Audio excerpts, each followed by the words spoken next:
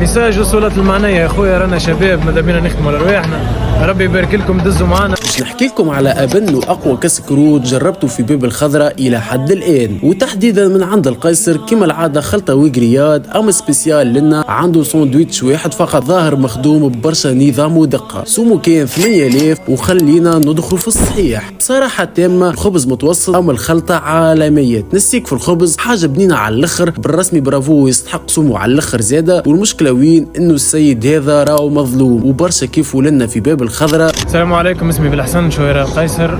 تو بور لو مومون قسمنا في باب الخضراء، والله اعلم بعد رمضان وين بالضبط. هو عامين ولا 3 سنين نخدم، كان رمضان برك ماذا بيا نواصل. ميساج وصلت المعنية يا خويا، رانا شباب ماذا بينا نخدموا على رواحنا، ربي يبارك لكم دزوا معنا باللي ابو سليمان اللي تعطيونا رخصه خويا، الناس كل تخدم على رواح، وماذا بيا الامور تبدا في اطار القانون، معناها الناس كل نخلصوا هداياتنا ان شاء الله خويا، خليونا نخدموا ونكملوا.